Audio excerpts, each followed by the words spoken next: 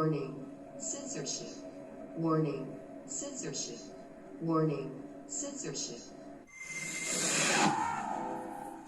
I love being alive and we cling to life, but I really think it's the worst time to be alive right now in Canada since the Second World War. Of course that was worse. More than 1 million Canadians had to fight in the war, and more than 44,000 of them were killed. More than that were wounded. And remember, Canada's population then was about 11 million people, so triple those numbers to get the proportionate impact today. But for most of the war, until 1944 in fact, there was no conscription. It was a volunteer army until the last year of it. People volunteered to fight out of a belief in freedom, a fear of the Nazis and the Japanese Empire as a part of a national project. Some people just for work. So many Canadians died, but it was actually a fraction of the number who died in the trenches of the First World War. Did you know that? Life was harder. So much wealth and work was diverted from living towards fighting and killing and being killed. There was censorship back then, of course, but it was mainly military censorship to stop secrets from being discovered by enemy spies. You could still talk about other things, though. I would not have wanted the best 5 years of my life taken up by a war, nor would I have wanted the risks or the horrors of the deprivation. So I will say that the two world wars were the worst thing to ever happen to Canada, the worst times to be alive here since Confederation. But I look at Canada now, and I think that we are approaching a similar level of devastation, not in terms of lives killed, and not through violence. And I'm certainly not talking about death from the virus. Here is the latest death rate published by Health Canada, which shows that it is close to zero in every province in this country and has been for some time. No, I'm not talking about the virus.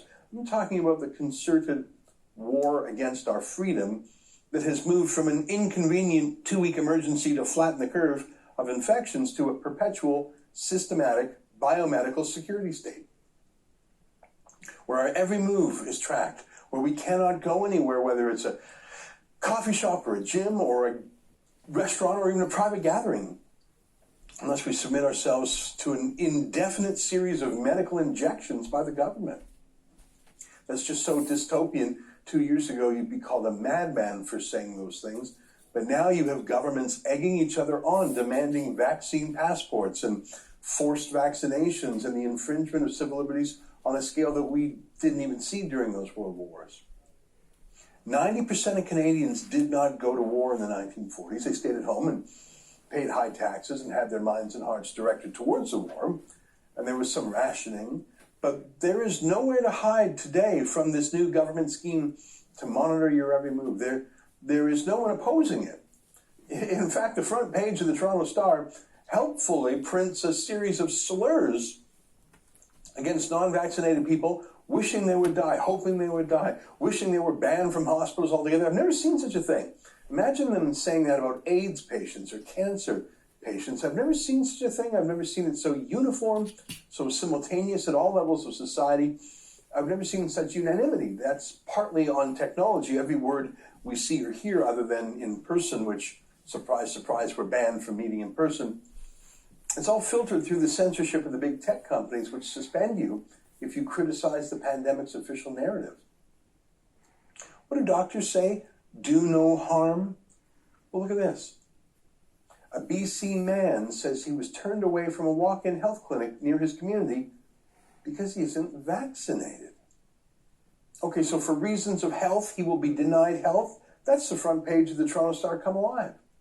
I could choose from amongst 10 terrible news stories to tell you today. And instead, I thought I'd literally just read you 10 headlines to show you the state we're in. I have a few half-hearted suggestions at the end, but I admit right now they're likely impotent. Here. The president of the Association of Medical Officers of Health says Ontario's health units will implement their own vaccine certificate in September if the Ontario government doesn't roll out a province-wide system. They're not elected.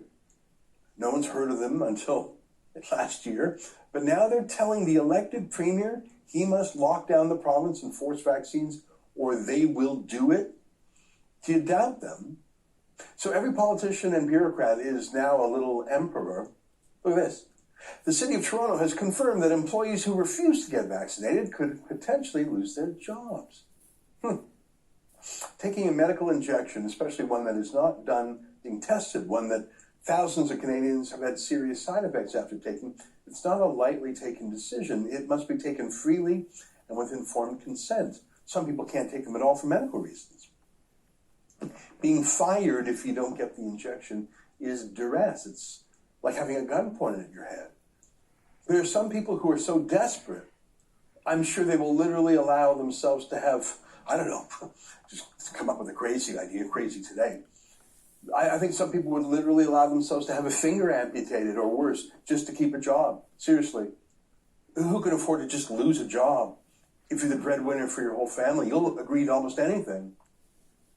If you were going to be denied the right to graduate from a university with a degree, your life will be ruined, your prosperity destroyed, you're a pariah. Of course you'll do almost anything. We've never done this to each other or to ourselves before. It's atrocious, and yet it is being normalized. We're in a very important Canadian election, and I want everyone to see our premium shows that are normally behind a paywall.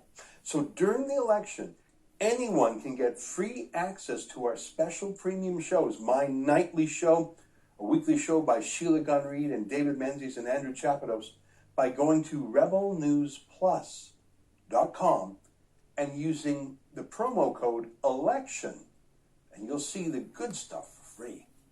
Go to rebelnewsplus.com and use promo code ELECTION.